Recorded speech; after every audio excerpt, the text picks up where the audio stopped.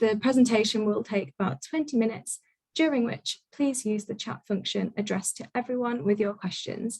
At the end of the presentation, there'll be around 10 minutes for Q&A, where I'll collate questions from the chat function. May I also remind you that the seminar is being recorded and a recording will be made available via YouTube. So now over to Dr. Evangelos Pournaras, Associate Professor at the Distributed Systems and Services Group at the School of Computing, University of Leeds.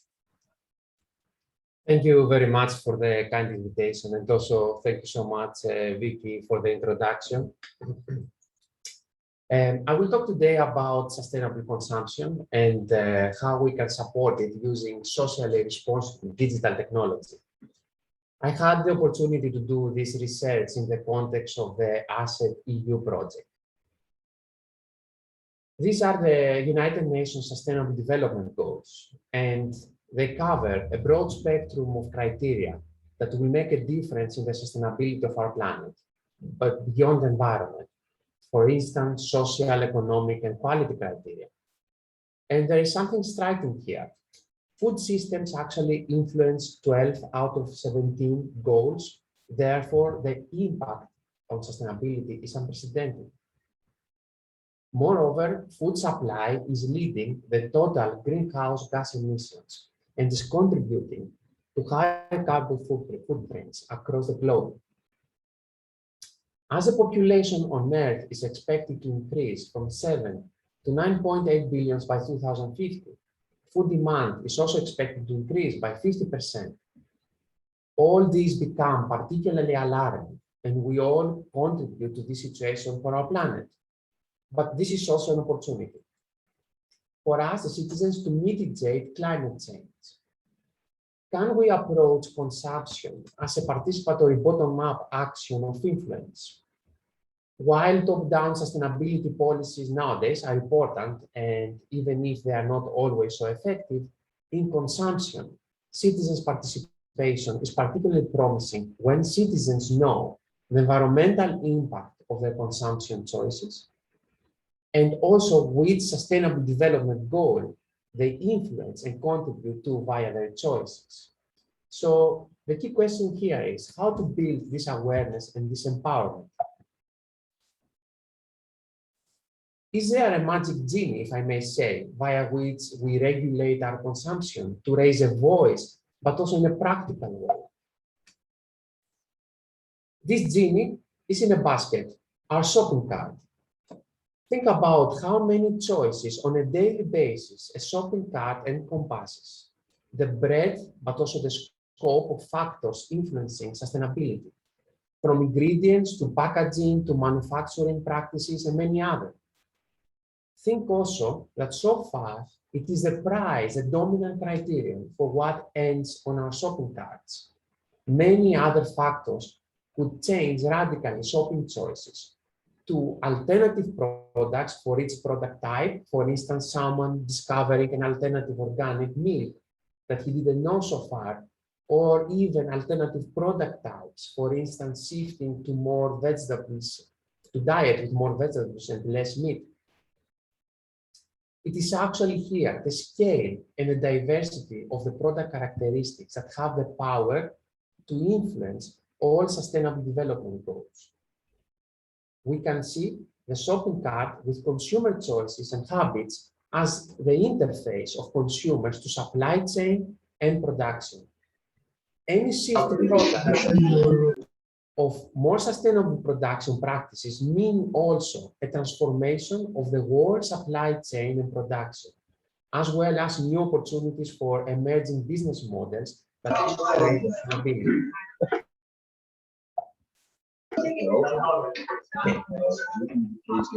The main problem here is that if you don't mind, if you can mute your microphone, that would be great. Thank you. Please feel free to post, of course, questions on the chat, and I will be glad to follow up with the questions, at the end, just to make it easier now with the online setup. Okay, so the main problem here is that systematic sustainable choices in our shopping cart is often way too complex and practically infeasible to make.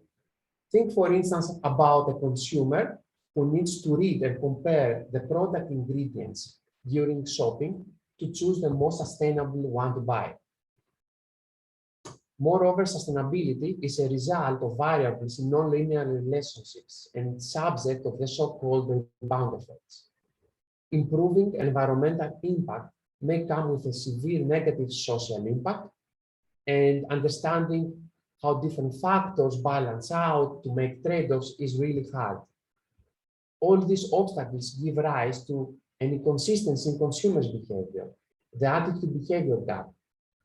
Many individuals, for instance, in this gap, embrace sustainability, but in practice, few act accordingly. I have been studying, actually, attitude-behavior gaps in the area also of privacy, and it's also striking to see how many parallels exist stemming from information overload and complexity. And what we truly miss here is an efficient comparability of products. Think about price.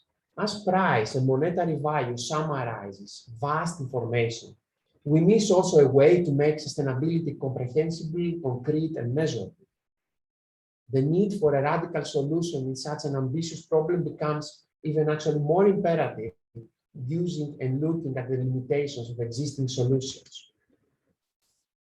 For instance, product labels that haven't yet achieved a universal adoption and interpretation, or solutions that involve product barcode scanning that move the same problem but to the digital sphere, or even looking at decision support systems and algorithms such as collaborative filtering, designed mainly for price-based product choices. We would summarize here this limitation as follows: poor comparability of the products, massive collection of sensitive personal data that allow manipulative nudging of shopping choices. Can we have sustainable consumption without privacy? That's a question I would like to raise here and think about. The lack of transparency and accountability in data management and algorithms. Often, machine learning models are not easily explainable and interpretable.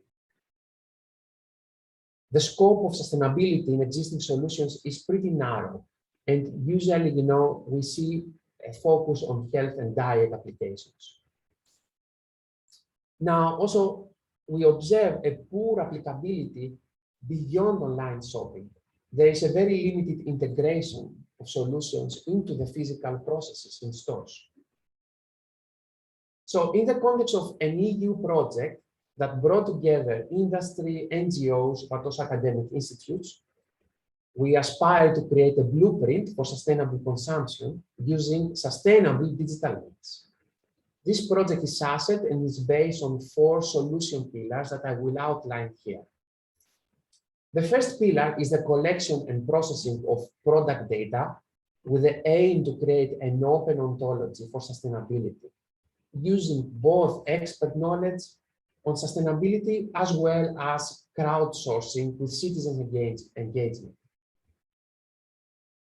The second pillar is to let citizens self-determine 25 sustainability preferences on their smartphone.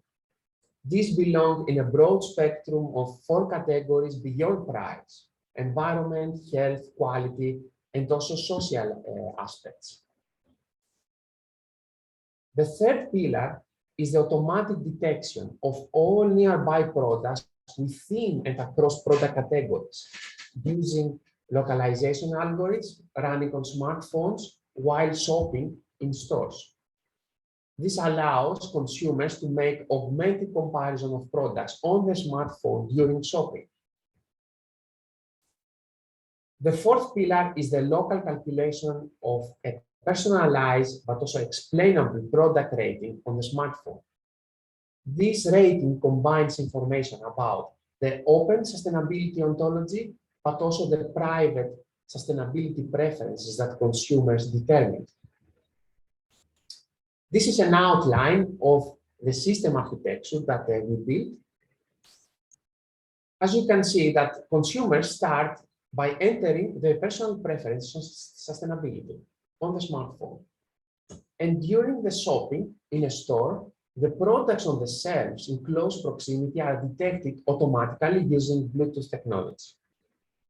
Then the sustainability profile of these products that are in close proximity are extracted from a remote database, and the preferences that are on the phone, together with the sustainability profile of the products, are combined together to calculate and show on the phone a personalized rating of the products.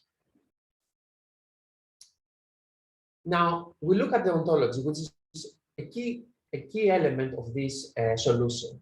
The goal of this ontology is to create a common vocabulary for sustainability. In simple words, actually, we set a number of primitive concepts with which producers and consumers speak the same language. And this vocabulary consists of human readable keywords, the so-called product and preference tags. For instance, take a product that may contain lactose and meat. These are two tags that could be associated with the profile of a consumer that is lactose intolerant and vegetarian. The ontology that we built consists of more than 15,000 products, 25 preferences, and we connect 196 product tags and 61 preference tags with calculated associations. Let me give you some examples of how these tags look like. Okay, so here you see, for instance, a word cloud with some preference tags that represent actually and can be linked to the preferences that the users determine on the smartphone. And also here you see some examples of product tags that we associate with the products and also with other preference tags. Now, the creation of the ontology to be, we saw actually the creation of the ontology was actually very hard and painful, and it required a creative combination of different data, existing data, but also new collected data. And we use different approaches and data to scale up this ontology while preserving high quality data. One of these approaches is crowdsourcing, which played a key role in the success of this project. Via a special datathon, the Social Impact Data Hack in 2017 in Estonia, participants applied machine learning techniques such as natural language processing to make the ontology useful and practical. Let me show you here how we design the systematic data collection and processing for the ontology, which the participants of the datathon used during the event. In this process, the participants used open data from Wikipedia, but also from other more structured sources, in order to give us a more universal dimension of the ontology as public good. So we have a public ontology with public data from Wikipedia, but also more expert data sources from the European Union, official reports from the European Union, and other data sources I listed before. And if we look now at the preferences that the users determine on the smartphone, we see that the consumers have a large degree of freedom. They can choose, and then they can also experiment with the preferences to learn how to promote more sustainable consumption. And they do that by receiving feedback on the product rating. So they use the product rating as a way to learn how to tune their sustainability.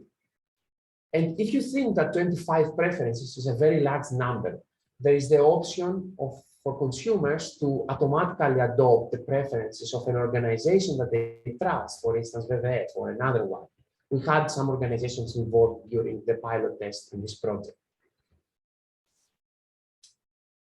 And now I come a little bit to the product rating calculation, which is based on the ontology and also the preferences that the consumers determine on the smartphone.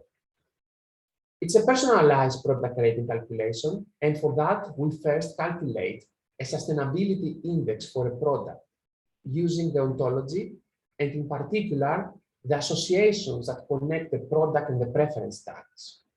And this calculation is made remotely on the server, and is based on open data. We then use the preference scores that the consumers determine on the smartphone in the range of 1 to 10 that remain locally on the phone, and we combine these two information actually to calculate the personalized product rating. So all the private information remains on the smartphone, public information is publicly available on the project server, and in this way we can calculate an explainable product rating. And it is also actually the ontology that helps us to explain these ratings. In this screen, for instance, you see the contribution of each tag to the scores of the products. This is a way for the consumer to be guided to alter his preferences with the purpose to explore and discover new products.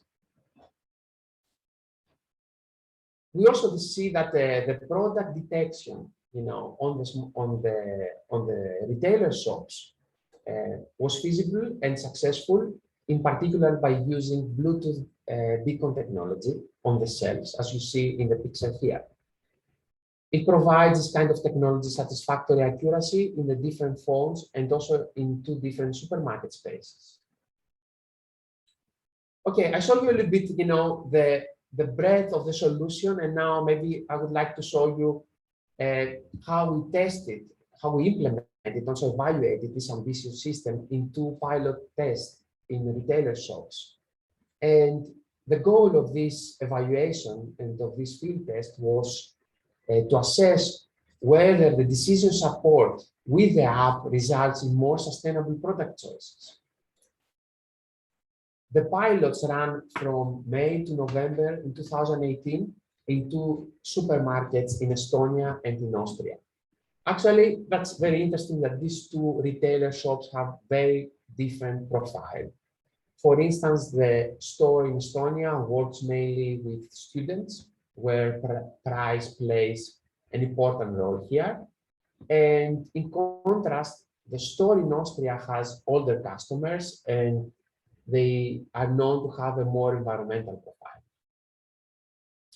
And what we did here was to link the rated products in the app that the consumers see with what products they were finally bought, and something that would be traced through the loyalty cards of the consumers. And we adopted a rigorous experimental method from social science, and we had a control group that didn't use the app, and we compared this group to another one which used the app, a treatment group. And in order to make these 2 groups comparable, in order to perform a causal impact analysis, we matched these groups based on various behavioral covariates, some of which I list here. They are related, for instance, with the deflated monthly total budget, also the sustainability index of the average products that are bought by each customer per month. Now, here is what the results show.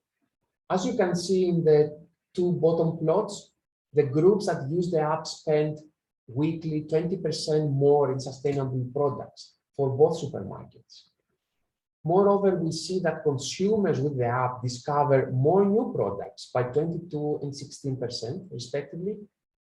And also we see on the top right that the consumers' profiles in the 2 stores, and we observe clearly that products with higher rating are bought more often in the Austrian retailer. But what is the cost of sustainability for consumers? Is it more expensive to be sustainable? The answer is yes, on average, not always, it depends actually on the products. But this higher cost is very small, significant, but very small. So 16% of consumers support and discover more sustainable products by paying 10 euro cents more per product. And there is also a small but statistically significant correlation with the price with the rating of the products. Something that's very important here also that we look at, and we found out that the difference in the prices originates from the preferences of consumers rather than the ontology. And that's very important for the trust and the transparency of the ontology, okay? There is no bias in the ontology in regards to the price.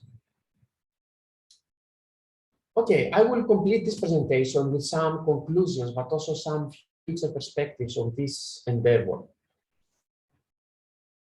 Okay, what we learn is that consumers can make more sustainable choice when their personal values are supported, including their privacy. And this opens up new pathways for alternative business and production models with sustainability at core. Involving retailers was not easy, but we see that their profit margins can increase via sustainability. Moreover, a value-sensitive design approach like the one I presented requires a very different and shared mindset in a consortium like a European project, but also within a team. And a systematic approach for its adoption requires also further work. We see also that privacy is particularly important for trust in a dystopian actually era of massive digital surveillance using personal data in a lot of different domains, and sustainability is also one of them. I see this work actually as the beginning of new exciting research avenues. For instance, the explainability of rebound effects that we observe, and also the interaction of the preferences. We see also as a challenge the maintenance of the ontology based entirely on human effort. This is not scalable, and in this case, we would need to integrate automated methods for the verification also of the information quality, and using technologies such as blockchain. And I'm also excited to see how consumer choices can be coordinated to orchestrate massive boycotting or boycotting actions for sustainability. And this November, we will start also a new EU project focusing on the protection and the treatment of drinking water with active citizen engagement. This is also an exciting collaboration between the School of Computing and the civil engineer with colleagues from the water at Leeds. And we are currently also looking for a research fellow with data science skills. Please get in touch with me if you are fascinated about sustainability and smart cities. Many people make this work possible. I would like to thank them very much. And I would like also to thank you very much for your attention. And I'm really glad to receive any questions you have. Thank you very much, Dr. Pournaras, for that really interesting talk. I can't see any questions coming through on the chat just yet. So just a reminder to participants, if you do have a question for our speaker today, please pop it in the chat, send it to everyone, and then I'll be able to see the questions coming through. Just a quick one from me, just while we're getting started with this Q&A. I wondered how the data is able to deal with dynamic changes in products. I know there's a lot of reformulation going on with public health commitments. Is it able to deal with those kind of product changes as the market evolves? This is a very, very interesting question. And that was actually one of the main obstacles in engaging the retailers. Retailers in general, have their own infrastructure set up. There is no interoperability, between the different systems. It's a really difficult actually to convince retailers, to have their systems, to have open application programming interfaces, to make this possible, because that would make this possible, and that would scale up the endeavor in many different supermarkets, but also many different contexts, for instance, online shopping. But I believe this is exactly the way forward, like using open standards for the update of the products, of the categorization of the products. Of course, there are some existing efforts like GS1, but I think from the retailer side, it needs some more effort and some more integration along this line. Yeah, I think that's also quite a common reflection from my research as well, that it'd be good to have some more open data around product information. Again, no questions just yet. Oh, there's one that's just come through. It says, would it be possible to add something into the app to feedback whether a type of product should be bought at all? This might apply more to non-food items. So I suppose there's a bit of a judgment there about what should be bought at all, but there you go. Actually, the app does not recommend to customers what to buy exactly, but what it does is it simply rates the products according to their own preferences. And so it is up to the consumer actually to pick up from the list a product to buy, or even not to pick up any product from the list to buy. So, and that was an interesting thing actually that we could observe in this pilot test. We could link the behavior, the actual behavior, the buying behavior of the consumers in the supermarket with what products they saw in the app. So we had a way to link these two, and that's why it was possible to make this causal impact analysis. Now, in terms of feedback, there are two ways actually that this app or this approach can help people actually, improve the choices they make, and whether this improvement means discovering new products or changing the products that someone buys regularly. And the one feedback is related to the preferences. So the user can see in real time, for instance, based on the preferences, how the products are rated. So actually he can discover factors related to products he used to buy. The other actually feedback mechanism we have is the explainability of the ratings. So when a user sees a certain product, a certain rating of a product, he can actually get additional information and link this rating to specific properties of the product. For instance, ingredients or packaging or even fair trade practices.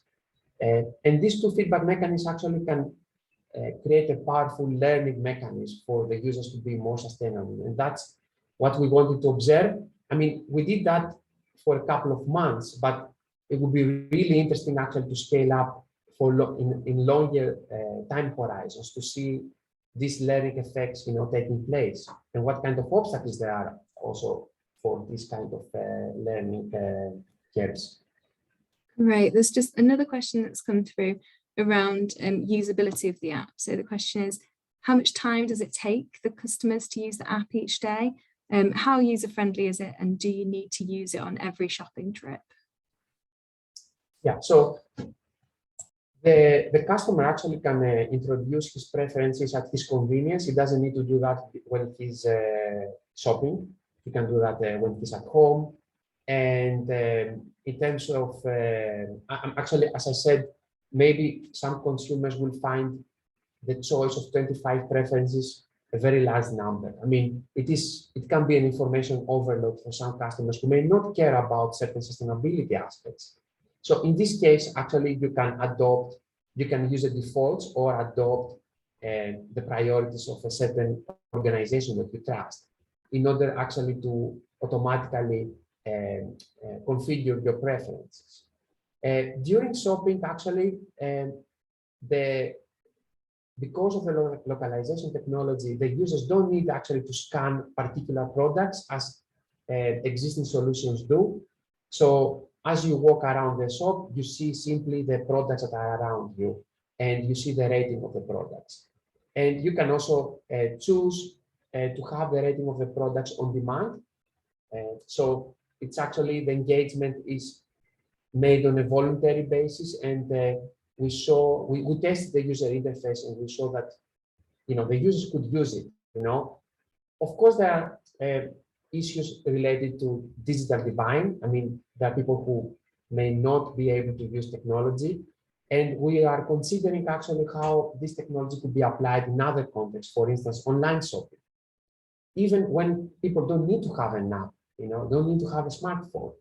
So we think that there is, besides the implementation of the app, there's very promising actually pathways how the concept could be applied in different contexts, and that's what we would like to explore in the future.